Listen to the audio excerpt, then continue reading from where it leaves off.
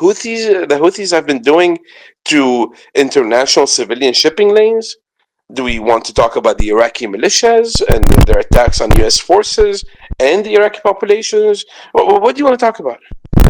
We're talking about a rogue regime that is a sponsor of international terrorism. This is where we're at. You can call it whatever you want to call it, but it is what it is. And now the chicken had to come back home to roost. Over the past year, and I don't know, I'm always overly impressed. I mean, well, not maybe overly, but I'm quite impressed by what Israel has done over the past year. They have clipped every wing that, and not wings. Actually, what you call proxies, these terror organizations, were shields. Iran thought it can hide behind. Hey, let's distract America and everybody else with these organizations in Yemen and Lebanon. They'll never come to us. Well, these shields broke one after one over weeks, and now Iran is unshielded, as you can see. I mean, if you want to know what that means, look at the skies of Tehran right now. This is what unshielded Iran looks like. Let's end this. There is a better future possible here. Whatever objectives Iran has set up for itself, destroying the United States or destroying Israel, it's not going to happen. Let's face it. So they've set up bad objectives. Sure, go back, restructure yourself as a better nation, as a nation that wants peace in the region. It's possible. It's possible. Even under the current Iranian regime, it's possible. We've seen, a change in direction and change of attitude. That works. This is what the Iranian people want. This is what the international community wants. Let's do it. That's what President Trump is proposing. It's not a horrible idea, trust me. But the alternative right now is the continuation of this war till that regime cries uncle. And there is nothing right now stopping Israel from continuing this war on the long term with complete dominance of the airspace. Yeah, I mean, if you look at just in the last, I think, what are we at, 6 days? Are we at 6 days now? Six days. 6 days since the conflict began. It feels like a month.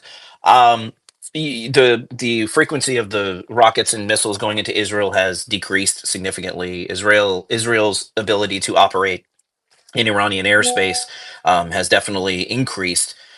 It doesn't look like this can continue much longer, and you have to ask what the end game is for Iran at this point.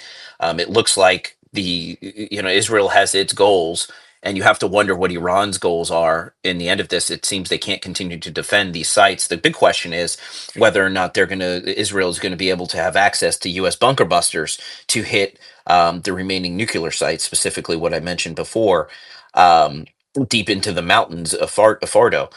So that's something to watch very closely. I think that might be the deal with Trump. And I don't know if it's allowing inspectors in there, if it's disassembling the complex, but it seems that might be the place to watch very closely. And that might be the negotiation chip that Iran might have in talks with Trump. But as Trump made it clear, they're not accepting anything but an unconditional surrender, and Iran can't have a nuclear weapon. So this is a site to watch very closely as this goes on, because it might signify one, either U.S. involvement, or two, movement, at least one way or the other, depending on where it's going. A couple of items of information, and I'll throw it back over to the discussion. During the campaign in Iran, a journalist spoke with Chief of Staff Zamir in Gaza, or at the Gaza border, and they were conducting a situation assessment. He said the IDF's concentration of effort in Iran, this is the removal of an existential threat. There is a significant and direct lesson for us from the events of October 7th. We do not wait for these events to develop, and it will be too late to deal with them. And therefore, this is what we are doing in the face of the nuclear program, in the face of the missile program. We have not forgotten our abductees. This is a moral mission. We must return the abductees. And I think the action we are taking there will ultimately affect our ability to reach better conditions in order to return our abductees. The Chief of Staff of the Southern Command has said there is significant and direct learning here from the events of October 7th. We are not waiting. We are preventing threats. So this is counter to what you were suggesting before, Doc. This seems to be Israel saying, look, this is all extended to October 7th, and we're not going to sit and wait, especially if Iran has a nuclear weapon, and if Iran is behind proxy forces, they don't want those proxy forces to have access to weapons that can be very destructive right on their border, and this is their way of defending themselves from additional attacks. So it's not, they're obviously they're suggesting that this isn't an unprovoked offensive. This is a continued retaliation going back to October 7th, and that Yeah, seems to be but Dave, the Sorry, yeah. what let me Dave. add one quick No, point no. before I land. Let me reply, please. I Yeah, gotta drop off. I Let gotta me drop. please I need to drop reply. off. I Sorry, listened to I need you to drop off. politely. Let me I need to please drop off. reply. I listened to you politely. All right, but and Doc, we he's can got I need he's to. got continue to the leave. conversation. Doc, You don't want Doc, me to talk, okay? no, no, I I want you to want you Then I'm to talk. just going to talk. leave. Doc, I want you to talk. I asked you to talk, but let him. He's got to leave, so let him say his point, and then you Yeah, can that's counter, what and we'll everyone have says who unlimited want time when they to do want it. the mic. When they want the mic, because they got to Okay, hold. I will leave. So Trust me. We'll see. I have We'll a see, TV Doc. interview We'll on see. BBC. Go ahead, Azam. So the best deal that Iran is going to get is the deal it's going to get today. The deal it's going to get tomorrow is going to be a lot worse than the one that it's going to get after tomorrow. It's going to be significantly worse. So Iran needs to get hip to that. That today's deal is the best deal they're going to get. Thanks, Azam. Appreciate it. See, Doc, back to you. Yeah, look, there seems to be an attempt to bootstrap moral justification for an immoral act, and that is the attack on another country, the bombing that Israel started, and to the extent that you want to believe or others believe that this is a continuing justification because of October 7th, well, that's not what Bibi said.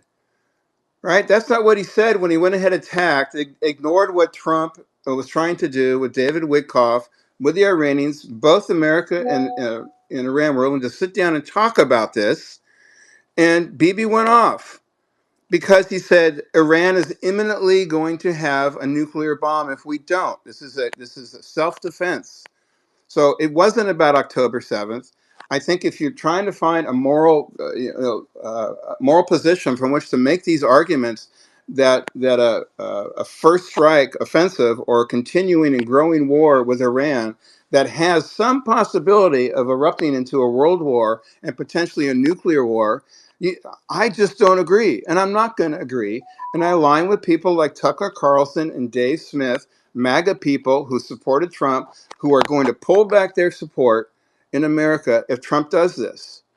And I just don't see that I don't believe, and maybe it's a hopium that Trump's going to do that because it's anathema to everything he said about peace in the world, about America first, and it's not in America's interest to start another war that's likely to cost another $1 trillion. Right? That's not in America's interest. Yes, it's in our interest that nuclear bombs don't proliferate. But to start a war that has some possibility of a nuclear war, to do that is insane. That's my position. Thanks, Doc. Appreciate it. Let me go over to uh, sorry, Abdallah, Amala. Uh, what's your take? Okay, hi, how are you? How Mario? How's David? Everybody. Just I Very want good. to say Thanks. about, thank you, sir. Just I want to say about the supreme leaders in Tehran about his speech today. It was a very weak speech. What does recording of the Iran supreme leader speech today is means? The implication and the indicator either is his speech was created by using by AI or head of the regime Iran was dead.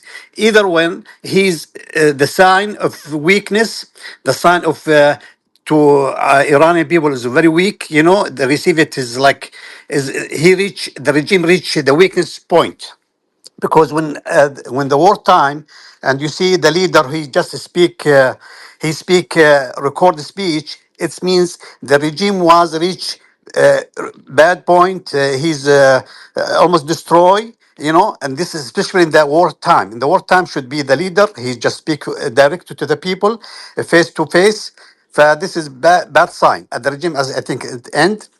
I think other things, people in Middle East, we have two actions. There is government actions in the Arab country, which is people scare if the Israeli won the war. If they win the war, it means now Israeli after lions, rising lion, different from Israeli before Rise Lion. They scared Israeli be with strong government, leader of the Middle East. Other silent, more the silent people, ordinary people, they love Israel to win the war. The scary things about the government of Arab Middle East, because the game will change after the war if the regime change, and we have a new system, Iran, they have diplomatic relation between Israel and Iran. This will make big, huge for Israeli, for Iranian people, relations, peace, a treaty in the Middle East. And some Arab people, I think some regime will be changed very soon after this one. And the peace of Middle East will be prosperity over there for everyone. Other things, I see about people talking about reluctant. Why America or Mr. Trump, he reluctant to say it with America, with Israel now, like publicly or not. I think America involved with this process, with the war process, but just like to keep the victory for Israeli, for many political benefit, and other things, and I think now the regime now they have isolations, because now like 12 noon time, Mr. Trump he will receive the general staff of Pakistan for lunch, and I think now almost the regime out of Russia, out of China, out of the Muslim world. Pakistan is a big country close to Iran. Now, if out of the game, and this is great for Israeli benefit, and almost like isolation. The regime now isolations. I think Yeah, Israel. and I think it's very interesting that meeting, and thanks for bringing that up. If I may interrupt real quick with some news, but it's a great point there. The fact that Trump is meeting with Pakistan today at 1 p.m. Eastern, it's significant because, like you mentioned, it does continue to isolate Iran. Yeah, There yeah, was some, big significant yeah, because Muslim country, it was Iran before depend on in Pakistan, its neighbors, and they need help from Pakistani. Now it's out of the game. It's a huge benefit. Other also Arab country or Muslim country out of business, out of with the support Iran. Now we have to look at this page. Iran now isolating country. It's fight by itself and it's reached the weak point. Even now I hear there is delegation now reach Oman. But Mr. Trump he said no, I'm sorry, too late. And this is good point. Also for now he's begging. Almost you can similar when Saddam Hussein he started the lost the war, he start begging, please, and then the regime is gone. I think Iran no. regime is gone very soon. Yeah, well, and if it is, and that Trump has made his position clear when he was on his Middle East visit earlier in the year, it's for the Middle East to decide, it's for those nations to decide what that nation, though that region looks like. It's not for us to decide. That has been Trump's position, and it seems to continue to be Trump's position. And the fact that he's meeting with these leaders from like you mentioned, Muslim nations suggests that he's leaving it up to the region to decide what the region looks like. And it seems, at least in my observation, nobody has an interest in having a nuclear Yeah, Iran. Mr. Yeah, David, I mean, I'm sorry. Just I said very clear point. Middle East, special Arab country after Iran occupied like four capital. Their capital like Damascus, Beirut, Sana'a. Name it. It's almost like now the people in Middle East frustrations. Syrian people. This is regime is like over. He did all the bad things, especially the drugs. The drugs factory in yeah, Iran supply to Syria and supply to Saudi Arabia, supply to Jordan. All the youth yeah, in Middle East destroyed.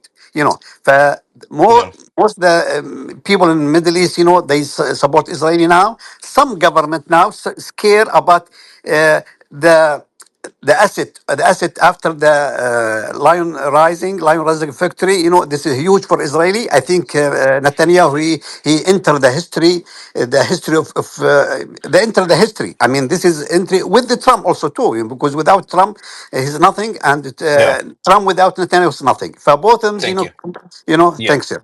Thanks. I got to go to other hands, but I know I appreciate it. It's good comments. I just Jalal, I want to get over to you real quick, and then Avi, I'll go to you right after. Jalal, you've had your hand up forever, so I don't want to keep you waiting. And then right over to you, Avi. Jalal, what's your take? I support Israel in striking Iran, and I support. I hope that Donald Trump is um, is not backing off and negotiating with the regime now. Now the planes that have landed at Oman, that's concerning to me, but I really like that you have different takes here on the panel, and I think that all of us, we need to be very mindful of working together, both the Iranian people and the Arab countries. There haven't been a good cooperation with many of the Arab countries. And new Iran, with Reza Pahlavi leading the transition, will be very pragmatic and trying to work together with both the minorities and also Arabs and all of the other neighbors. We just have to be very mindful of my biggest concern after the fall. I know it's very early to talk about that, maybe, but I think it's important because there are many different militant groups that I consider terrorists in the region. Some are not. Some of the militant groups I think can be talked to, and there can be talks with them, and they can, enter a political, deal with the new the new leadership in Iran.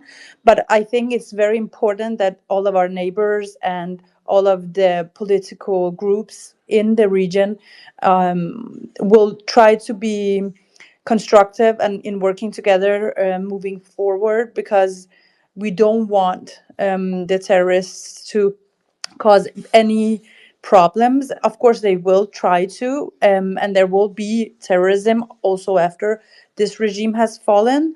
But for the, it's going to be great without this regime, because this regime has been the one, the factor, the number one reason why we have that this much Islamic terrorism in the world.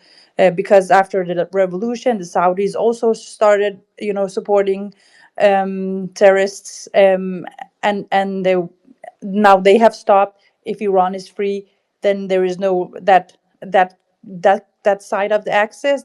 What they're calling it, resistance axis, is dying as of now, thanks to Israel. And I'm so happy that, and I am so optimistic about the future once this regime is gone. But I really hope that Donald Trump doesn't give them a second chance, because they will be lying to him.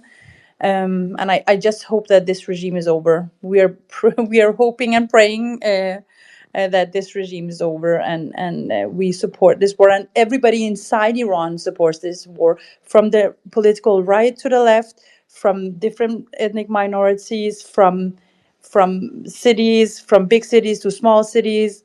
You know, I have family. All of my families inside Iran. Of course, they haven't told me that they support Israel. They can't do that. Of course, they can't.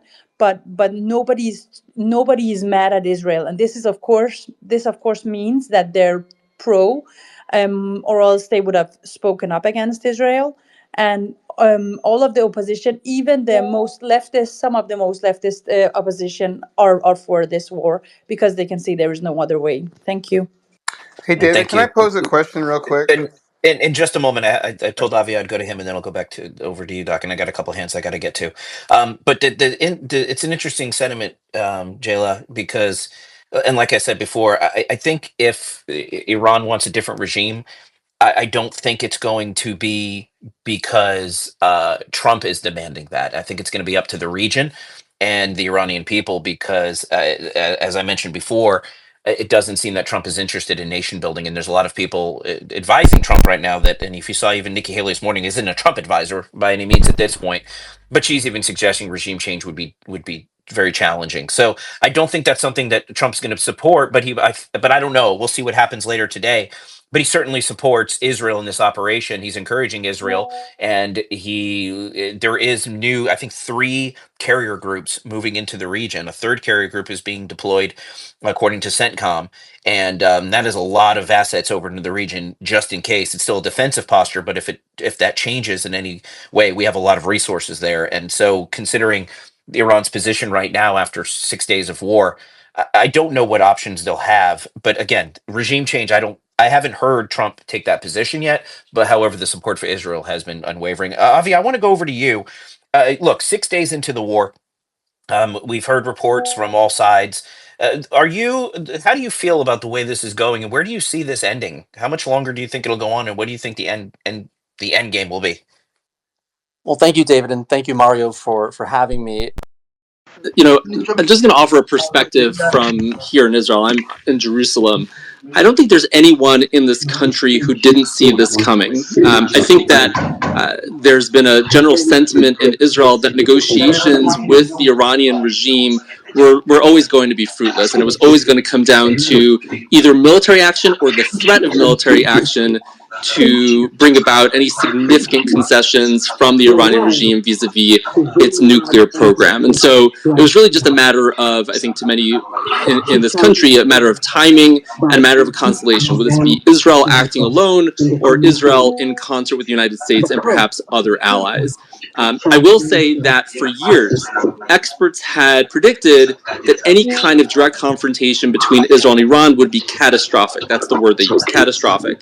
That we would see thousands of Israeli casualties, that major cities, including Tel Aviv, would be flattened. And the experience of the past 6 days has actually been extremely reassuring to many Israelis. We now know that of about 400 missiles that have been fired by Iran towards Israel in recent days, only about 20 have hit populated areas. We know that of about 1,000 explosive drones sent by Iran, only about 100 have made it into Israel, and absolutely none have hit any of their targets. And of the thousands of predicted casualties, we've had only 24. Now, of course, every person who's killed is a tragedy, but 24 is a far cry from several thousand. And so I think many Israelis are filled with some degree of confidence that due to Israeli ingenuity and a lot of behind-the-scenes work that's been going on, of course, coupled with the decimation of Hezbollah several months ago, and its removal as an effective threat on Israel's northern border, that Israel essentially now has freedom of action throughout the skies of Tehran.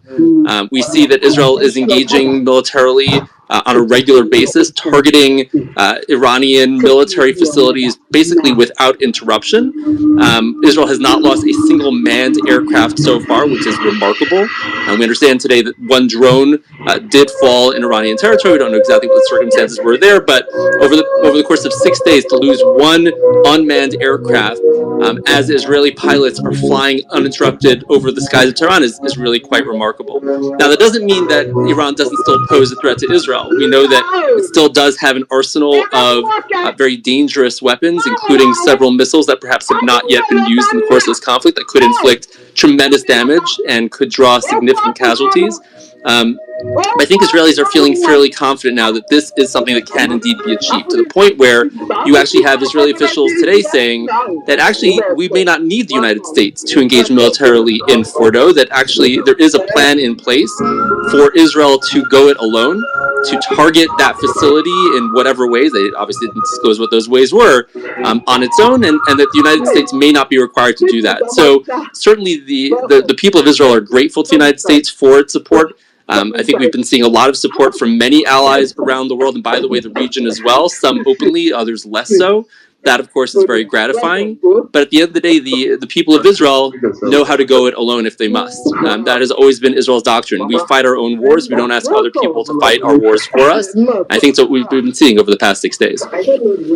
Yeah, thank you, Avi. And to support what you were saying, IDF just announced that casualty numbers on the home front were significantly less than the way they estimated, but they shouldn't become complacent. The home front is strong and resilient, and they ask for a little more perseverance so they can finish dealing with the threat. And that's according to Israel Today. Something you mentioned that was interesting, that about Israel going at it alone.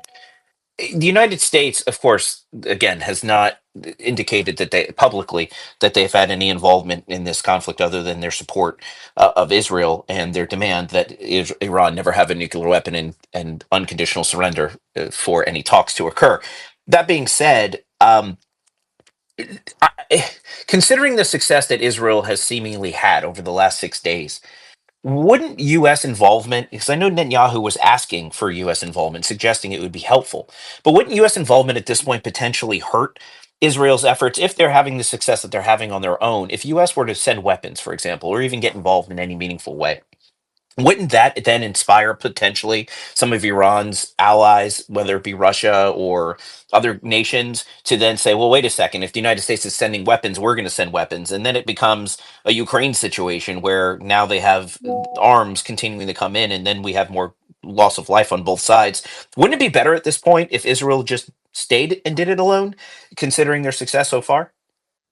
There is a certain risk that things could spiral out of control and it could turn into a regional, if not global, war. That is certainly not something that many in the region would like to see happen. And so I think there is an argument to be made, similar to what you just said, that Israel should be permitted to finish this off on its own.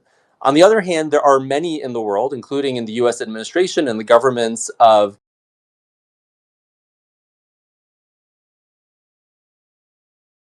world. And so there are others who do want to see an involvement of some kind of outside actor, whether it's the United States or other countries, to finish off this problem. Now, finish off this problem doesn't necessarily mean regime change. That is not a stated goal on the part of Israel. Israel has not said that it's trying to decapitate the Iranian regime, although some officials have said that that could be a result of the current aerial campaign.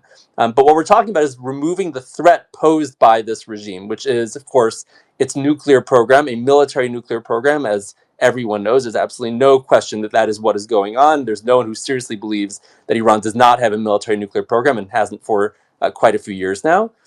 As well, its development of long-range missiles, which of course can hit Israel, as we've seen in recent days, but can also reach parts of Europe. And they're, of course, developing missiles that can reach as far as the United States, as well as its support for what it calls its Ring of Fire, these terrorist proxies that exist throughout the Middle East and have caused all sorts of death and mayhem in this region and also in further flung places. So we need to defang this regime. We need to remove the threat that's posed by this regime. That, I think, would be regarded by Israelis as a mission accomplished. And I think that there are many others around the world who would like to see that mission accomplished as well.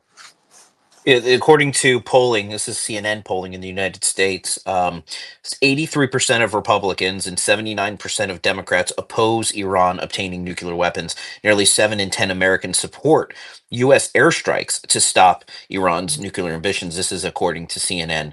So, again, there has been no indication that the U.S. plans to get involved. There's been some discussion that this could potentially, and Doc was mentioning this before, that this could disrupt the MAGA base. I can tell you, where I sit politically, I have seen a lot of people not wanting the United States to engage in a war, but I also believe that the president is not interested in his polling right now. I think he's interested in keeping America and our allies safe. And so, with that, it seems like most Americans support this polling.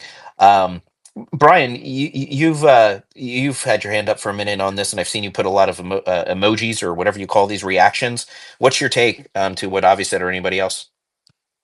Oh, thanks. I appreciate you having me. I waved my hand a few times, or maybe 1 or 2 emojis, but and I think I had a couple pieces published back in the day by JPost, Jerusalem Post, when Avi was editor. So I don't know if he ever came across any of my stuff, but that was a little bit of background on me. But yeah, I mean, look, people are saying that the U.S., including you, David, wants to let people of the region make up their minds on their own. But I mean, at the same time, we have had sanctions on multiple countries. We recently lifted our sanctions on Syria. We have bases everywhere. We're putting a lot of pressure. So the idea that we're not involved in heavily trying to shape things, even if we're trying to broadcast a message now of maybe we want to have a lighter foot. I mean, we are knee deep in most of what's happening over there, whether we want to be or not.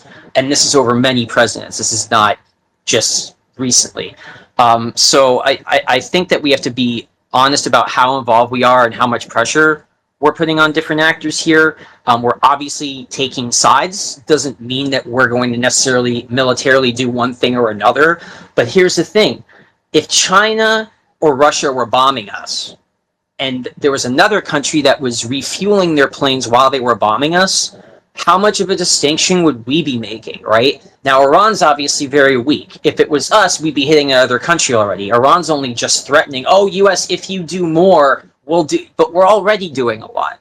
And so what we have to realize here is the fundamental weakness of this government has been so devastatingly exposed by Israel. And Israel, by the way, that has in many ways hyped up the capability, threats, competency of this regime for a long time, that this was an imminent threat. I mean, going back to Netanyahu trying to engage with Bush, even when he was not in power, and he was challenging Sharon about pulling out of Gaza, for example. So going back, Israeli leadership hasn't been, oh, we want to just do this on our own. They've been trying very hard, different parts at different times, to pressure the U.S. into joining Israel for an attack on Iran. And the main reason for that, other than obviously we're very helpful, Israel can't defeat or destroy those really, really deeply entrenched mountain overhead bases with the ordnance that they have. They need what we have. So if we don't give it to them, how does this end? Does it end with Israel having just shattered the military capability of Iran for all the world to see, and then they know Iran can't launch at them, they know their nuclear program is degraded? This is if the U.S. doesn't get involved. Do they say, all right, we can just come back when we need to, but for now, we know we made our people way safer? Other than that, I haven't heard anyone really explain what's happening without very fanciful ideas about regime change. Just the transition in the United States in 2020 was messy. We're seeing very difficult situations with the Trump team coming back into power here. This is the United States, the world's oldest constitutional republic, and we're having issues with transition. So the idea that we're going to see some sort of smooth regime change without any serious troop presence on the ground, not even us, there's no civil war happening. This isn't Libya, where there were people standing armed and in military formations ready to take out Gaddafi and fight against him. There is not anything really like that. There are some Kurdish and other groups that are small, but they're not very powerful, right? There's no movement in the streets right now that's going to just topple the regime. I mean, the Confederacy was deeply unpopular in the United States. You had women rioting because they weren't getting food. There were bread riots. Google this. North Carolina tried to leave the Confederacy in the middle of the Civil War towards the end, and that fight went on for 2 more bloody years after the South was defeated at Vicksburg and defeated at Gettysburg, and that didn't go quietly. Okay, so I think everyone needs to calm down about these grand visions of a future free Iran. I would love to see that. Okay, but I'm not going to set people up for disappointment if things can get messy. We were very happy about Tunisia back in the day when we saw what might happen with the Arab Spring there. The one spot that really seemed like there was some hope, and look what's happened there. Look what happened with a tremendous amount of effort on the part of the U.S. in Iraq and Afghanistan over 20 years. Let's pause there. Or 8 years Brian, before. let's pause there because you've made a lot of points, and I think people want to counter, and there's several. And before we move on to the next one, I want to give people the opportunity to counter them because I almost lost your first point to your second point about the regime change. And so I want to make sure we can. That was the first point. That the idea that we're not involved, even if we're not directly bombing something, doesn't mean we're not heavily involved. Yeah, sure. No, and that's fair. I want to throw it over to AJ. You've had your hand up. Actually, before I do that, give me 1 second, AJ. Avi, did you want to respond in any way to what Brian suggested about Israel needing U.S. support? Because as you mentioned before, you think Israel could go at it alone. And I want to give you a chance to respond to that, and then I'll go over to you, AJ. Well, I'm talking, so I think that there is a certain point to be made about the fact that Israel has, of course, received all sorts of support from not only the U.S., but other allies in the region, some of whom have not wanted to share that support openly, but have engaged rather actively in defending Israel from some of the missiles and drones that have come Israel's way over the past few days, as they did in the previous rounds of direct confrontation between Israel and Iran. That is certainly the case. That support does exist. I'm talking about the offensive nature of this campaign, the actual direct kinetic activity on the part of Israel against military targets in Iran. Those have all been, as far as we know, conducted exclusively by Israel. There has been no direct support, no firepower exercise on the part of other countries. And that is something that Israelis have said they can continue on their own and indeed deal the blow that they feel is necessary to Iran's nuclear program and to its long-range missile capabilities.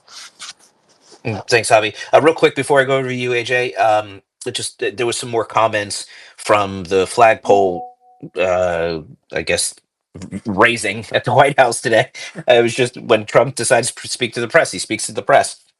On Netanyahu, he said he has been treated very unfairly. He's a wartime president going through this nonsense, ridiculous.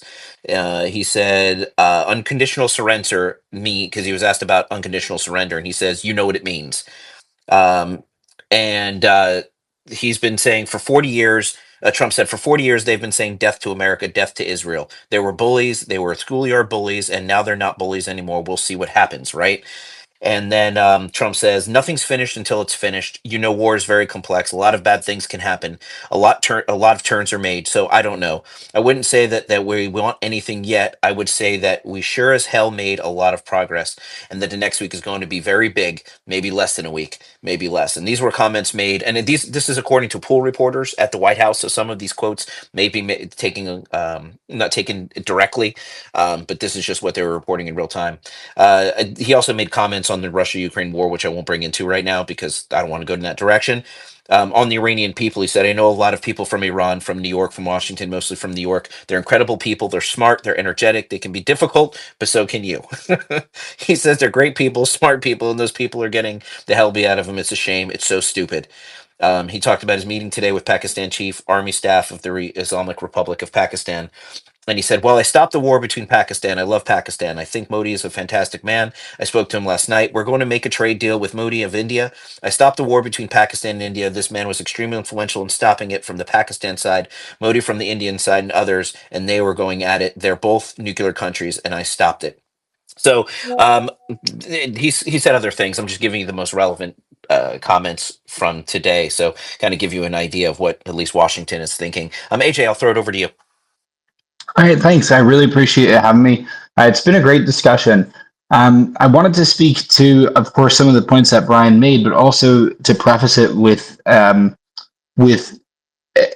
terms of viewing the conflict. I think Doc really made a lot of points that I don't want to directly refute, but it speaks to, at a certain point when people hold such clearly held positions, it kind of just behooves you to speak to the overall general premise or principle of the argument itself.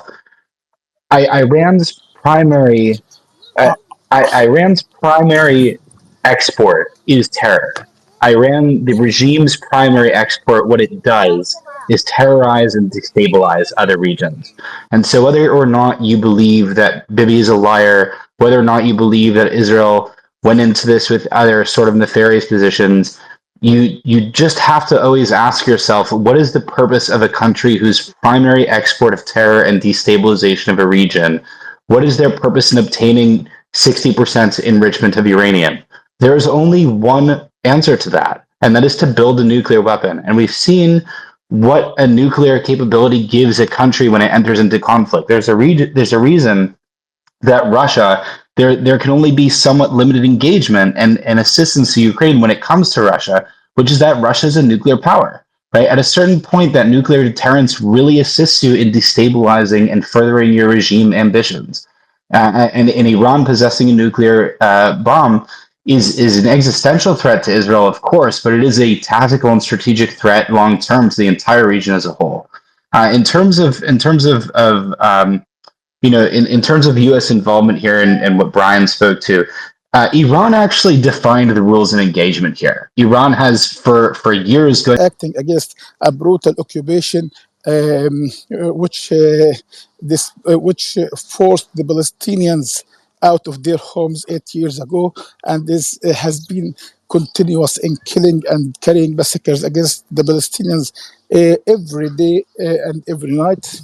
And the 7th of October is not the genocide didn't start on the 7th of October. The 7th of October was a result of 80 years of oppression by the Israeli occupation against the Palestinians. And the other point is that the Palestinian resistance will continue resisting the occupation, which is a legal a legal obligation under the guaranteed by the international laws and all laws on earth, and it will continue fighting the Israeli occupation until it is ended. And the other thing, the other point I want to speak about, why does the United States consider itself the master of the world, or consider it itself the master which must reorganize or rearrange the Middle East or every or anything an area on this planet? Why it doesn't look at people as humans from different nations? Why the United States doesn't care about the Palestinians, for example, who have been killed in hundreds every day by the Israeli occupation, instead of blaming the Israeli occupation, which is occupying us and occupying our lands and destroying everything here in Gaza. It instead blames the Palestinian resistance. Why it is blaming Iran? Why it is blaming Iran for its pursuit to get a nuclear bomb? Muhtasem, let's address the points. Muhtasem, before you drop off, Muhtasem, can I just ask, because you mentioned 10/7 was the result of occupation? Can I just ask you? Can I just ask you, Muhtasem?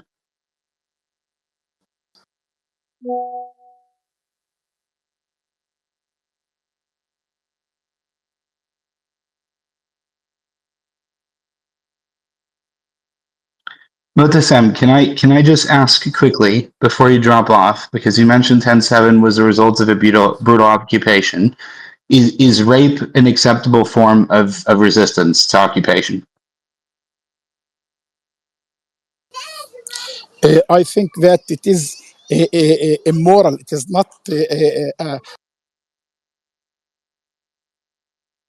that the Palestinian resistance have carried on this, while it is there are much evidence that the Israeli occupation has done this to Palestinians and raped Palestinian prisoners to death, and evidence is everywhere, spread all over the news, the international news outlets. But yeah, Mu'taz, Hamas, they want to destroy Israel. Yeah, Mu'taz, Israeli, Hamas organization, they want to destroy Israel. They want to destroy all the people of Israel to the sea. This is their aims. Listen to me. Listen, I am Jordanian. I'm a Jordanian. Why not I am destroy Muslim. Israel? They want to listen to me. They have their agenda. Forced us from our land. Hey guys, one at a time. You guys can both make your arguments. That's fine, but you just have to do it one at a time because nobody can hear either one of you, and so the points will be lost on the audience. So I want to go back and forth. AJ, you were making your point, and I know Abdel, you want to make one. And so AJ, you can ask your question to Motasem, and Motasem, you reply, and then I'll go over to you, Abdallah, and then we can go back and forth that way. But if everybody's, I know this is a passionate issue for a lot of people, which is but carrying out massacre. You're not understanding what I'm saying. If everybody's talking at the same time, nobody's going to be able to understand. So I'm not saying you can't get your point across. We want everybody's positions to be heard, but we have to be able to hear. So just give me 1 second, Muhtasem. Let AJ respond to you, and then we'll continue. Go ahead, AJ. All right, if possible, Muhtasem, can I just get a yes or no? Is rape a proper response to any form of occupation? AJ, listen, no disrespect. I don't want to take this conversation in that direction right now, just because if we start litigating Gaza, Israel, we're going to get too far away from what's going on between Israel and Iran. I understand they're relevant and I understand there's nexus, but I don't want to take the conversation too far into that. We can litigate this for hours, and I don't think that would be best interest right now. I want to cover what's going on in the war.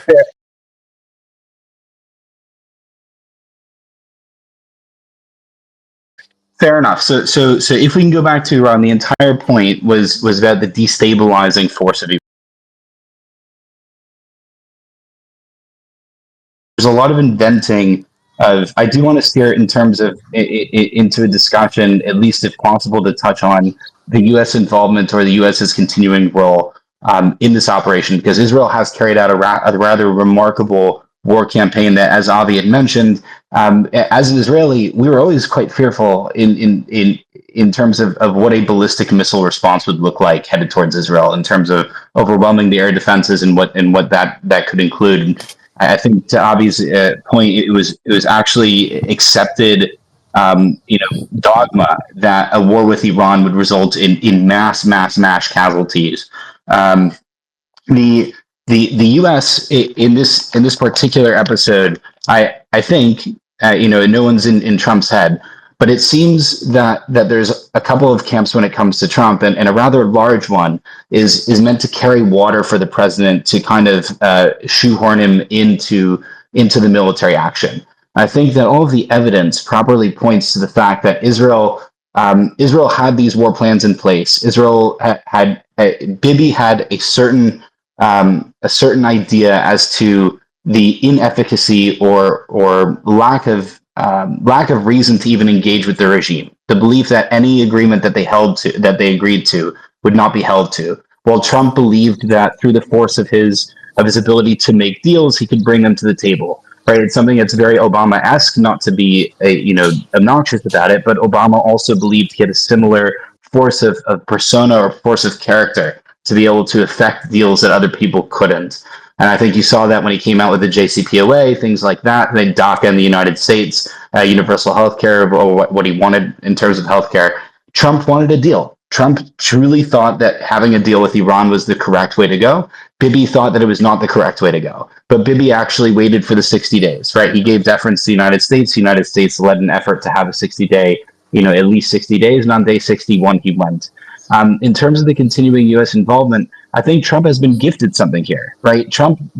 Bibi and Israel here has gifted Trump a political win, right? Because Trump, if many people forget, Trump is an 80-year-old second term, almost lame duck president, and people at this point in their presidency, they start to consider legacy quite high, right? And Trump, of course, wants to keep the United States safe.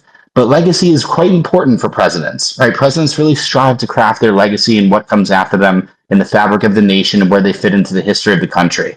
And Trump's legacy, as he ran on, was not getting the United States directly involved in new conflicts. It was a huge platform of his. He says essentially he was pitching the perfect game, right? In modern presidential history, no one else had pitched that perfect game. Everyone had expanded conflict or achieved some sort of humiliating loss, as we saw in the plot of Afghanistan.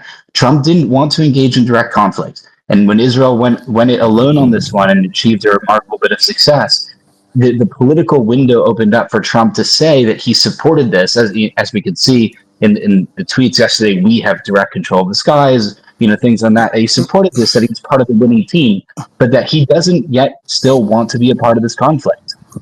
Real quick, breaking news. I'm wondering why. I am wondering how Trump wanted a deal when he is the one who broke the deal, which was reached between the United States and Iran during Obama's reign.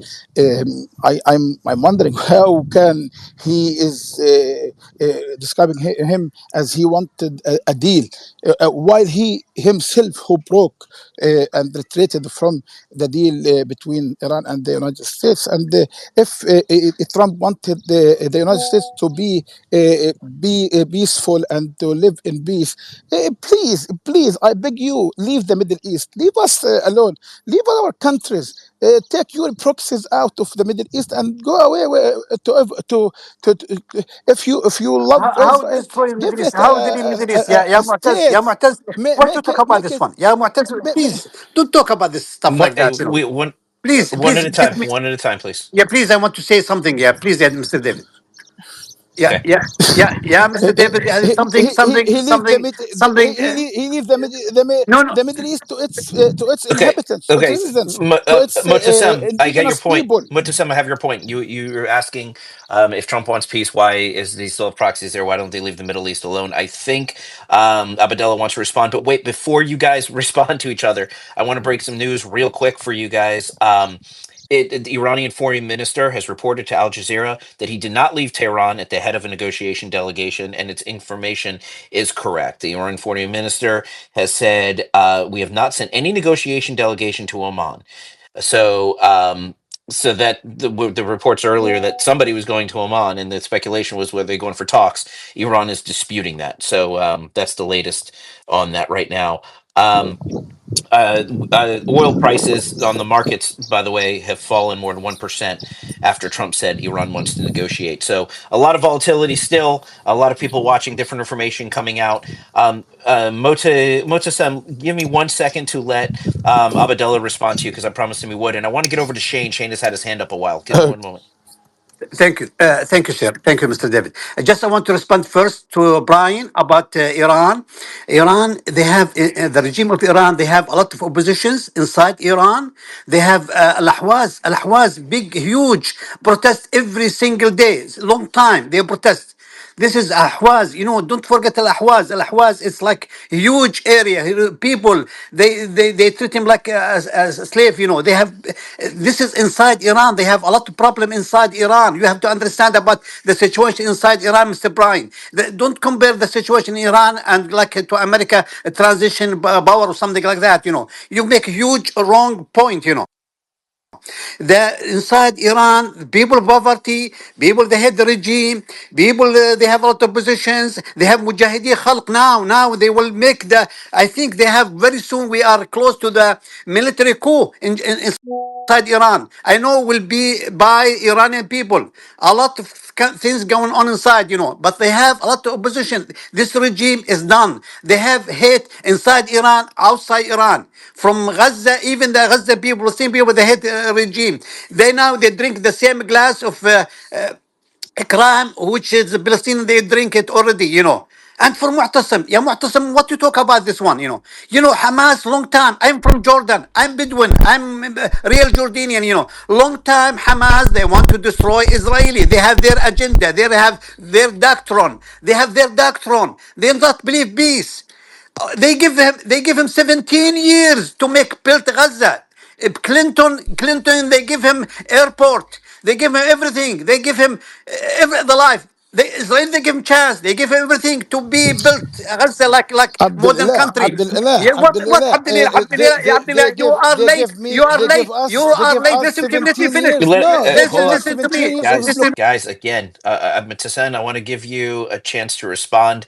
Again, both of you have the right to state your positions and for people to understand, but people have to understand them. I understand you both are passionate about this issue, but if people can't understand your points, there's no point in making them. So, what I would like you to do, Abdallah, is finish your point if you can. 30 seconds. Motasem, I want to give you 30 seconds to respond, and then I'm moving on to other speakers because folks have had their hand up a while, and I know they want to get into the conversation. Thank you, gentlemen. Abdallah, wrap up your point, and then I'll go right back up to you. Sorry, I had to unmute you guys. Thank I you. apologize.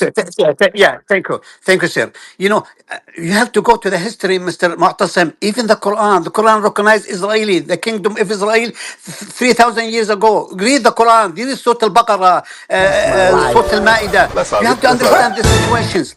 Read Umar ibn Khattab. You have to, religion, things. You have to go to all the history, all the religion, from all the side, from power side, from religion side, They have the right to exist. Those Okay. guys do not believe. Listen, don't Listen to Okay, cut me me. now. Don't Listen let to me me. let finish. Listen. Mu'tasim Let me respond. finish. Okay, but wrap up Let your me point. finish, yeah, Wrap up your Mu'tasim. point. You have to be, Listen to yeah, me. Mu'tasim, let Li- me finish. Why you get crazy Your about this, 30 my point? seconds have, Because I see the truth. up. I see the truth. I am Muslim. I pray 5 times. I pray 5 times. But Okay, you have to let wait. Mu'tasim You have respond. to wait. Let him respond. Let him respond. Thank you. Respond. Go ahead. 30 seconds. Um, at the beginning, the Quran didn't mention Israel as the state, How the mention Zionist state. half the Quran, The, Israel? the, Half the the, Quran. You gotta let him respond. I Quran gave you the chance to mentioned respond. You Israel gotta let him respond.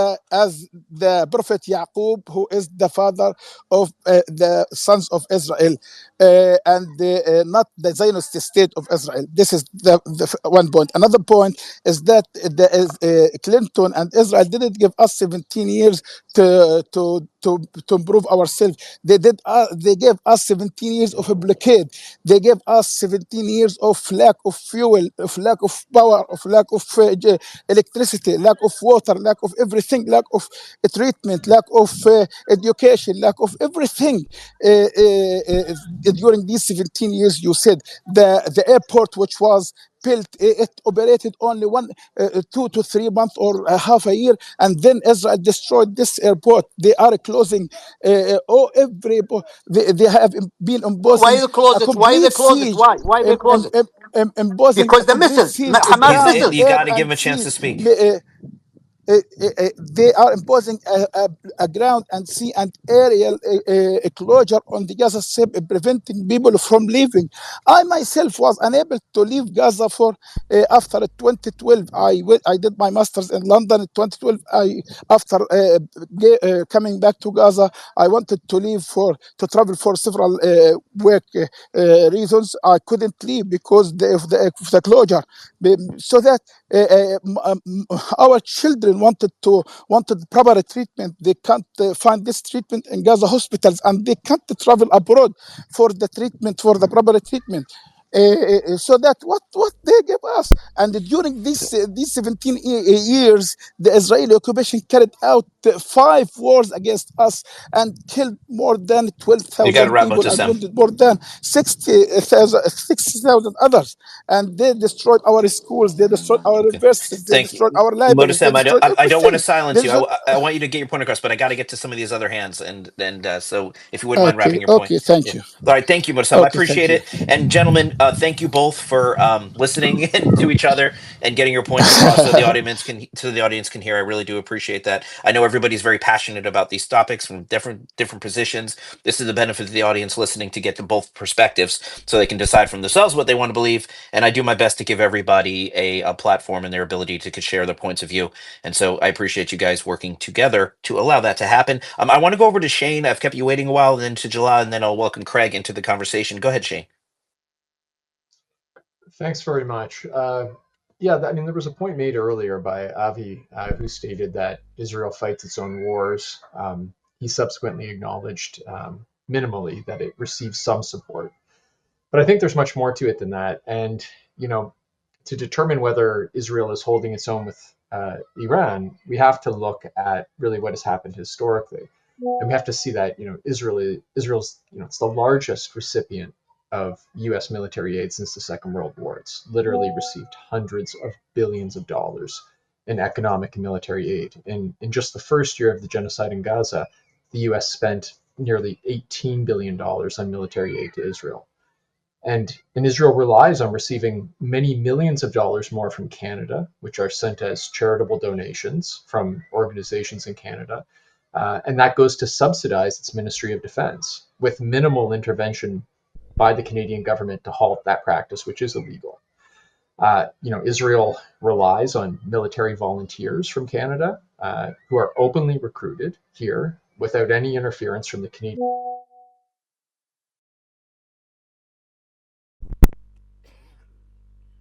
matrix, which is that, you know, we're talking about a country that's killed more children in Gaza in 4 months than all children killed globally in 4 years. And this is a country which the International Court of Justice last year, in its advisory opinion in July, found to be committing the crime of apartheid. And it's a country whose former Minister of Defense and current Prime Minister are wanted for war crimes and crimes against humanity. So, you know, in this context, we need to acknowledge that Israel relies on legal exceptionalism, where restrictions which apply to other countries are not applied to it by the West.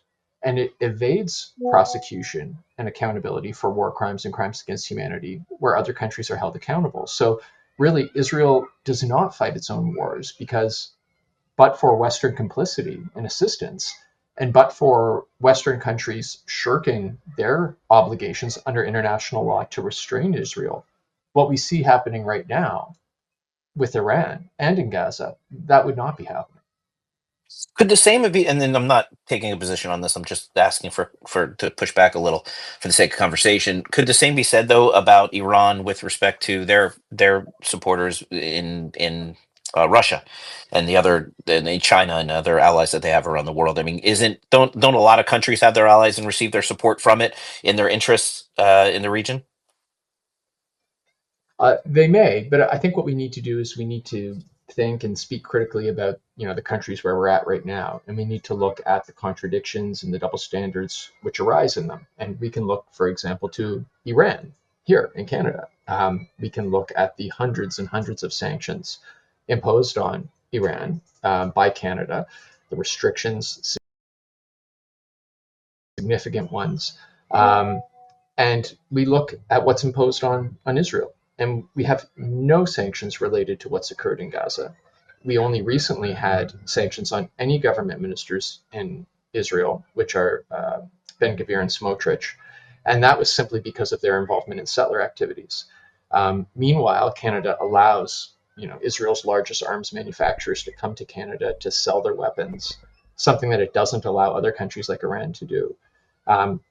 Canada sanctions countries, sanctions judges even in countries like Venezuela and Nicaragua, but won't sanction individuals who are wanted by the International Criminal Court for crimes against humanity and war crimes. So there is this double standard that exists here, and we have to understand, I think, and appreciate that Israel's ability to fight these wars not only relies on financial and military assistance from its backers, but it also relies on Western complicity and a refusal to hold it accountable to the same standards under international law which apply to other countries.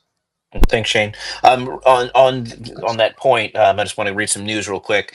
The U.S. officials told Al Jazeera that nobody knows what Trump will do regarding Iran, and the options are between negotiations and a military strike. The option of launching a military strike against Fordo facility requires studying the repercussions and Iran's reactions. Also, around the world, or at least around the United States right now, U.S. Secretary of State Marco Rubio avoided questions on whether he supports a U.S. military intervention on Iran. Also, President Maduro in Venezuela has urged China, Russia, Turkey, and all Islamic nations to stand with Iran. And so that's what's going on. You're up to date for the moment. Jala, I'll send it. I hope I'm pronouncing that right. Jala, I'll send it over to you. Thank you so much. I want to go back to a comment Brian made about how transition and how war is. War is, of course, hell. Nobody wants war. Everybody wants peace. But when a war is necessary, which I really I'm 100% convinced that this war is necessary and it's just, and it will topple the regime as a consequence of of the strikes that have already been within like a couple of years, at the most. I think I hope for a quick finish. I hope that the president of the United States finishes the job. But a transition, even though transitions can be messy, of course, a transition is not just smooth. But you have to understand there is a big difference between Iraq and Afghanistan and then Iran. You can just Google or YouTube Iranian people inside Tehran just walking around and look at them and see how they dress. Even though it's illegal to dress that way, they push the limits all the time because they just want to live free lives, westernized lives. They want to be free. They want to live normal. They want to have peace with Israel. They want to have peace with the US. They love the US. They love Israel. They support Netanyahu. And this is why, and 80% of the population in Iran are secularized. These numbers are even the regime's own secret numbers that have been exposed. This is the reality of things. You can laugh all you want, but Iranians want to be free from Islamic rule, and they are going to be free from Islamic rule very, very soon. And you can just sit and be very, very upset about it wherever you are, but that's the case. Iranians want peace with everybody, not the Islamist terrorists. No, they don't want peace with them. They will fight them, just as Israel is fighting them. And a transition, no matter how messy, is going to happen, and the Iranian people are going to be free, and that's that. Thank you, Jella. A couple of, and I'll throw it over to Brian to respond to that. I know, well, actually, Maral, you've had your hand up for a long time too, and so I'll get to you guys in just a second. I want to read some news real quick. A couple of things. Everybody's looking this morning at Iran's or Israel's ability to strike Iranian nuclear facilities deep in mountains with these quote unquote bunker buster bombs. It's put them into the spotlight. The speculation is the United States can supply Tel Aviv with these bombs to support the Fordo nuclear facility strike. A U.S. official told Al Jazeera that Iran and its proxies in the region have the capabilities to attack our forces if we enter the war. We estimate that Iran and its proxies will attack our forces if the United States launches a strike against Iran. U.S. forces in the Middle East have taken maximum protection measures. The aircraft carrier Ford will soon join the 6th Fleet in the Mediterranean, according to prearranged schedule. The aircraft carrier Ford and its strike group will provide protection for our forces and enhance deterrence measures. No B-2 bombers have yet headed to the Middle East. Israel intercepts most Iranian missiles, but a few have landed. So something to pay attention to is as these movements of these carrier groups get closer and closer, you wonder if that increases the likelihood or maybe explains any delay in in more large, at least public than U.S. involvement in a military capacity, because to have the assets in the region, considering what they said about it putting U.S. interest at risk, and they want to have all the assets in place in order to prevent that. So watch these very closely. And of course, the meeting at 1 o'clock Eastern with Pakistan, we should probably have some information after that, and we'll keep you posted as those go on. I want to welcome Piotr to the stage. How are you doing, my friend? You there, Mr. Piotr? I do not hear you. I'm not sure if that's just me, but and he's gone. It just showed him dropping, but I hope he makes it back. No, right. I couldn't hear him either. All right, I'm Maral, sure I'm going to go to you. Piotr Brian, real quick. Sure. Before I go to you, Brian, I I want to go to Brian. Wait, before I go to you, I want to go to Maral because she's had her hand up a while. But I know Jala mentioned you, but I want to get Maral's hand just because she's been waiting, and then I'll go right over to you, Brian. Okay, go ahead, Maral. I'm okay if Brian wants to speak first. Okay. I can go after. Fair enough. Go ahead, Brian. Appreciate that, Maral. And look, I think most people here currently on the stage, I don't think anyone's actually defending Iran's government, like that regime, that Islamic theocratic. Well, Hitchens was great on this years ago. He called them Islamic fascists. I think that's a fair description for a lot of these extremist Sunni and Shiite and Christian and Jewish religious movements. I think that there's way too much in common they have with each other, sadly. But I mean, look, I understand history, and so if you want to talk about, for example, Cuban exiles and what they told the Kennedy administration and how the Bay of Pigs went, if you want to talk about Iraqi exiles, Ahmed Chalabi and others that were telling Bush what he told them about how we were going to be greeted as liberators and all this other stuff. And there's many other exile communities that have been turned out and fled during some sort of revolution or one type in many countries. And those exiles tended to be the people that were in power or supporting the power structures that existed before there was a revolution, right? So whether it's the Cuban exiles, or there's all these, everybody loves America, they're 100%, everybody except for 5 people are against the regime, and everybody's 80%, I'm not trying to pick on any individual, I'm talking about the information that was given, and I'm attacking the information, right? 80% secular, whatever that's, there's no way 80% of Iran is 80% of the United States isn't secular, okay? That the idea that there's no support, if you look at when they have these quote-unquote free and fair elections in Iran, obviously the regime limits who's able to participate. But then you get idiots like Ahmadinejad and the conservative, they get a lot of support in the countryside. Guess what? Rural conservative folks are deeply religious and traditional all over the world. Look at the elections in Turkey. We think of Turkey as this modern progressive state. They've been voting away their rights. They've been voting towards Islamization in elections that aren't exactly free or fair because the Kurds and the Kurdish parties are suppressed, right? The reason I'm bringing all this up, please, people, my heart goes out to people who had to flee their homeland. My grandparents had to flee Ireland 100-something years ago, almost 100 years ago exactly, during a civil war because of foreign occupation and imperialism. It sucks, okay? But everybody's got their own emotions and views, but really, when people are coming here telling you it's going to be a cakewalk, I can guarantee you the regime's going to fall. Regime changes around and the regime has no support. Let's go all in.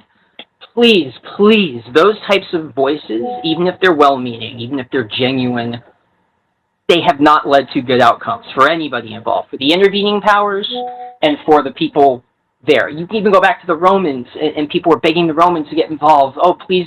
And actually, there was a period where the Jews against the Maccabees were very directly appealing to the Romans to defeat the Seleucid Maccabee oppressors, okay? But things don't always go the way people will expect. So all I'm saying is I'm not claiming I know what's going to happen with this regime. It would be great if it peacefully collapsed and there was a democratic transition. My goodness, I would be ecstatic. I would be waving the new Iranian flag once they got rid of that Islamist religious stuff, okay? We are a long way from there. And please, please take with a large grain of salt anyone telling you they know, they speak for the Iranian people and they can tell you what's going to happen with the regime and it's going to collapse. Please, please, because I've seen this before and I would love to see things work out well. I hope the U.S. is constructive. I'm just worried about everything. And the last point I'll make, the last two leaders that I trust to handle this well are Bibi and Trump. And if I had to walk into a room and say, okay, I'm going to agree to something that I'm going to hold myself to, and I have to get Bibi and Ayatollah